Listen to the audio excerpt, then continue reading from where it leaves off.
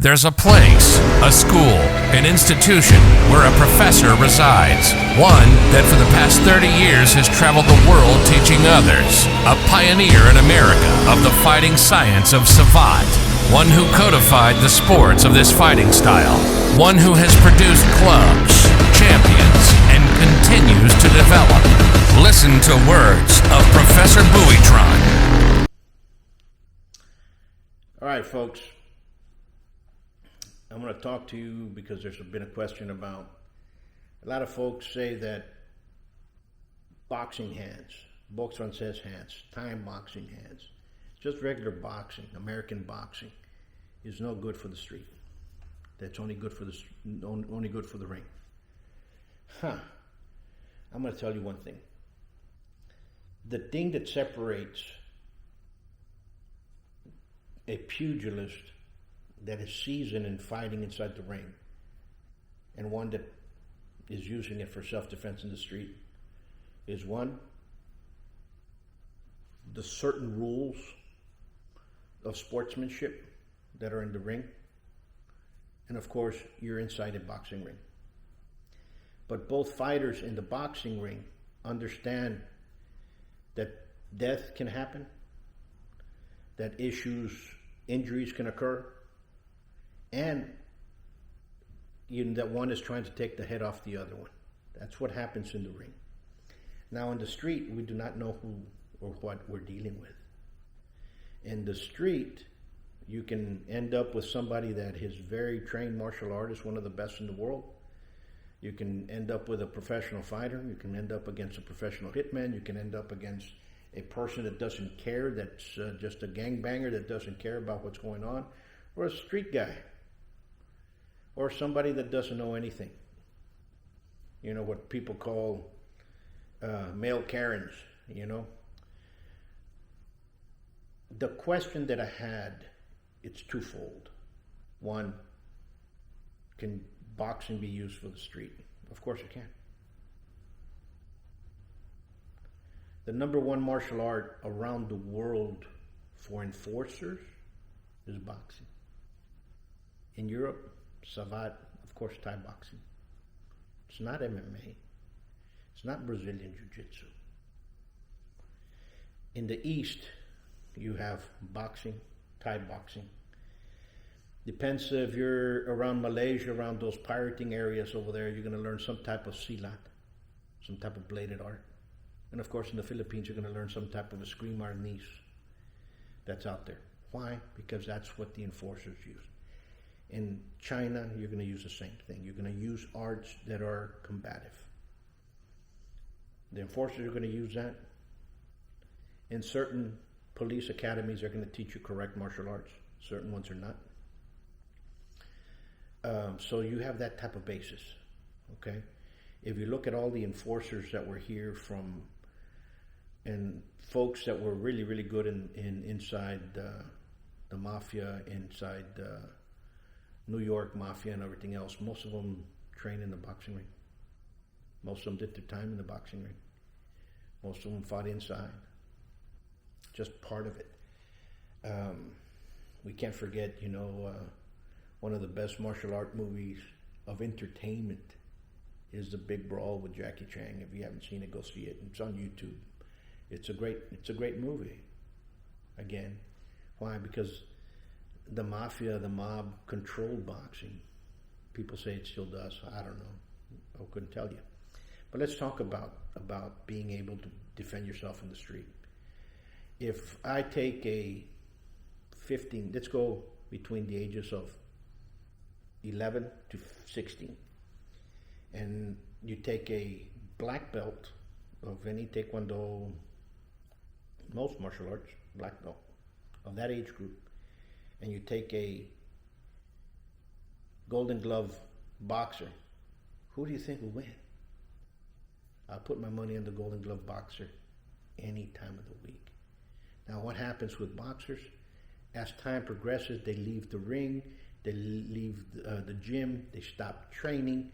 That doesn't mean they can't throw a punch. It just means that they start getting laxed. Things like that occur. Okay?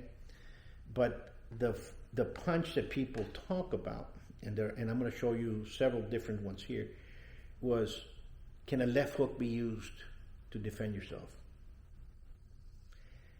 The left hook thrown properly, it's a devastating hit. But you have to understand the mechanics. You have to also understand distance, timing, all that comes into play. I'm going to play a couple of videos here. The first one is from a boxer, Lopez. And you see him in an exchange. You see him throw a combination, gets a distance. He's throwing that jab as a distance. He brings in the fighter because he leans back, brings him in with a cross, and then goes inside with a left hook. Perfectly said. You see the reel right now. It's perfectly said. Great understanding about how to throw it, so on and so forth. You know, it's just perfectly said. I'm going to show you another one.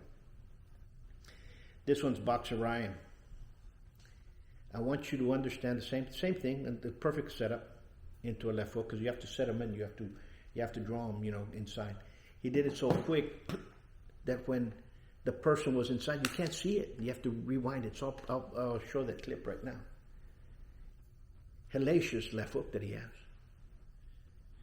You know, people say you have to be able to learn how to fight, okay? You have to be able to throw your punches. You have to be able to connect. Roy Jones is another one that I'm going to show right now. You can see him do that left hook again, perfect timing.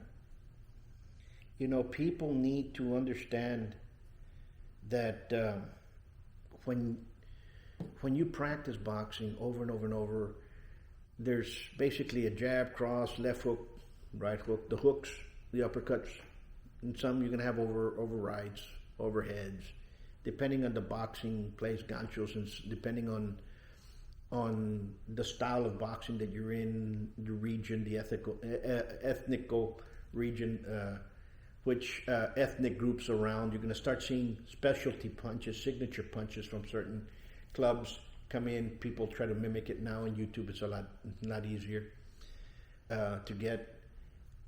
You're doing them over and over and over.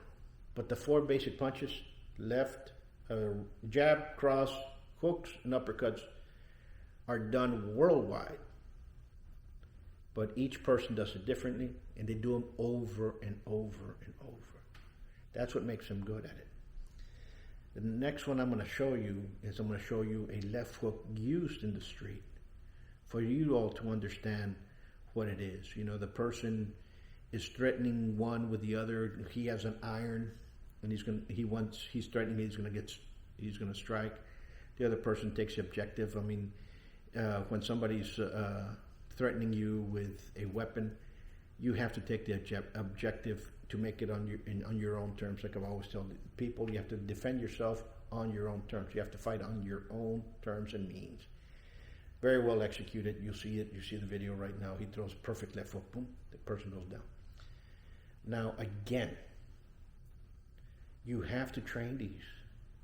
You can't just wail on the bag, because once you start wailing, then you start building telegraphing and so on and so forth.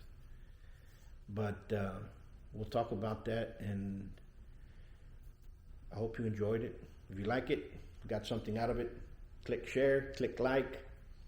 Remember, when you train, whether in Savate, boxe française, Thai boxing, MMA, the left hook's there.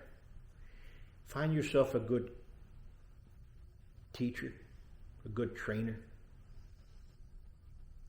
Go to a boxing gym, learn, spend some time inside if that's what you really want to learn. Okay? Not just try to mimic somebody from YouTube, because you might mimic them correctly, but there might be something that's off, the feel, the energy, how the person's doing. So try to see that. Try to get that into it. Folks, I'll leave you with that. And remember, keep on training. This is for educational purposes only, for you all to understand. Keep on sending me those questions. And we'll see you all soon. Until next time, much peace.